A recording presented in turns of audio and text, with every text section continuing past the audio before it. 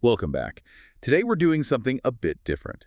We've got some excerpts from a book you sent us, Dr. Cannell's Coaching Sports to Internet Brats. Yeah, and instead of trying to cover everything, we thought we'd just, have a chat about one specific section that really got us thinking. It's called Winning Matters. Exactly. So our goal here isn't a huge deep dive on the whole book, but more of a focused conversation. We want to unpack Dr. Cannell's arguments in this section, wrestle with the questions he raises about competition, winning, and especially failure in youth sports. It's definitely provocative. He takes aim at the whole everyone gets a ribbon idea and makes some sharp distinctions about different kinds of sport. So let's get into it. Okay. First off, it's probably worth mentioning who Dr. Cannell is based on the notes we have. He's got, 40 years of coaching under his belt? Yeah, plus he's an educator, got degrees. The point is, this perspective comes from a lot of experience, both on the field and thinking about education. Right. And he certainly doesn't bury the lead in this winning matters section. He comes out swinging. Huh. No kidding, he says, right near the start. The world, which we live in today, believes the best way to raise children is to create a non-competitive, safe environment. In my humble opinion, this is a pile of crap. Wow. Okay, so definitely not mincing words there. That sets a pretty clear tone, doesn't it? It absolutely does. It's a direct challenge to what he sees as a dominant trend. So let's unpack that challenge. What's his core argument against this non-competitive, everyone gets a ribbon approach, specifically in organized sports? Well, his main point is that it's actually harmful. He argues it creates entitled people who believe they should be given everything they need in life, even if they did not earn it. Okay, so the idea of earning things is central for him if everything's just given. Exactly.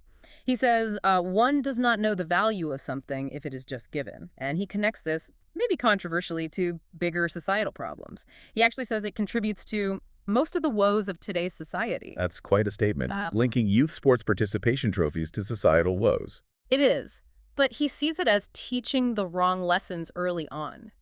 If every child makes the team, every child gets a ribbon for just being there, Then the takeaway is, that effort is not necessary, right? That everyone gets the same reward regardless. Basically, that it's not necessary to earn things. and you can see how that might clash with how the world often works outside of that specific environment. That seems to be exactly his concern, which leads him to make this interesting distinction. How does he separate organized versus non-organized sport when it comes to winning? Yeah, he's very clear about this. He basically says, look, if you don't think winning is important, fine. Take your child to a park and start an unorganized game. Right, like a pickup game, just for fun, no stakes. That's the place where winning doesn't matter, in his view. But then he says, The moment a coach, a schedule, and a referee are involved, winning becomes important. so the structure itself changes the game. The organization, the rules, the roles. That's what it sounds like. The very act of organizing it, setting goals, having officials, it introduces competition and makes winning a relevant part of the activity. It's no longer just unstructured play. Okay, that distinction makes sense within his framework. But then he throws in a curveball, doesn't he? Right after saying winning is important in organized sport. Yeah, this is where it gets really interesting. He says something else is even more important than winning.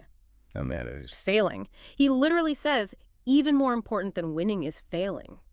To fail is to learn. okay, wait. So winning matters, but failing matters more. How does that work? Well, he uses an anecdote from his coaching. He talks about teams he coached that won everything, never lost a game. You'd think that's the ideal scenario, right? You would. But he says the overall growth of that team was not even close to a team that loses and has to work to figure out why they did not win. So the struggle, the figuring things out after a loss, Yeah. that's where the real development happened for the players. That's his argument. And it connects to his wider philosophy you see elsewhere in the notes, like how his own learning style involved doing by failing and being allowed to fail. And that line from the summary, too, you never learn from success, you learn from failure. Or you either win or learn. Exactly. It reframes failure not as an endpoint, but as a feedback mechanism, a chance to learn and adapt. So thinking about coaching strategies then, if failing is so valuable for learning, how does a coach actually create that environment? You still want kids to try to win, right? Absolutely. It's a balance. You don't want them to be afraid to make mistakes, afraid to fail, because that stifles the trying. So the coach needs to build, I guess, a kind of psychological safety. Or it's okay to mess up, as long as you learn from it. Focus the feedback on the action, not the kid. Yeah, something like that. Making it clear that effort and learning from mistakes are valued, maybe even more than a flawless performance that didn't stretch anyone. It's a tough line to walk, though. It really is. Because he does still insist winning is important. Yeah. He doesn't back down from that. No, he doesn't. But he adds a crucial qualifier. He says, winning is not a bad word. Winning is bad if it is winning at all cost. Ah, okay. So there's a right way and a wrong way to pursue winning. It's not just about the W on the scoreboard. Precisely. He stresses, the journey towards winning is what is important. The journey.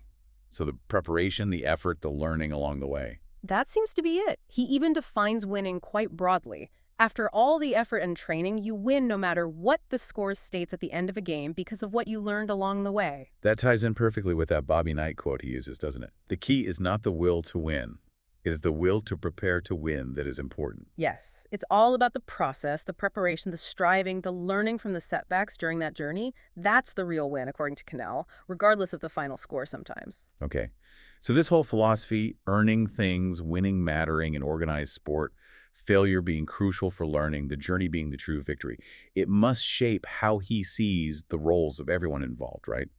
Players, parents, coaches. For sure.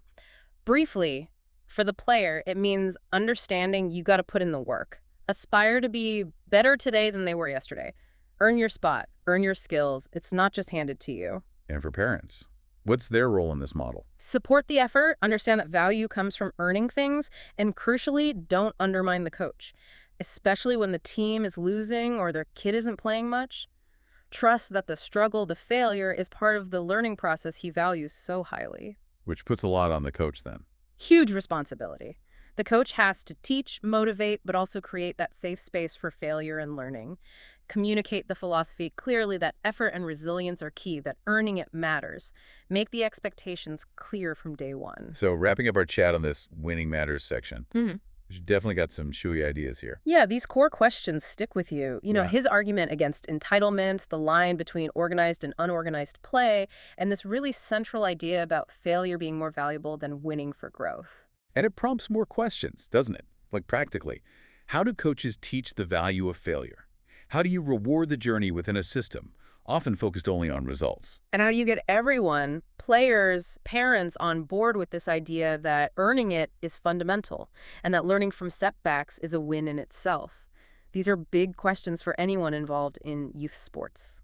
So to quickly summarize, Dr. Cannell argues strongly against creating non-competitive bubbles in organized sports. He believes winning does matter in that context, but the most vital element for development is learning through effort, struggle, and yes, failure. The journey, the preparation, the resilience built, that's the true victory that needs to be earned. Which leaves us with a final thought for you, the listener. If Dr. Cannell is right that learning to handle failure productively is a key life skill taught by sports, how can you, in whatever role you play, lean into those moments of struggle or loss? How can we shift the focus, genuinely, from just looking at the scoreboard to recognizing and valuing the effort, the learning, the sheer grit involved in the journey itself? Something to think about. Definitely something to think about. Thanks for bringing this source to us. Yeah. Thanks for joining us for this focused chat. We'll see you next time.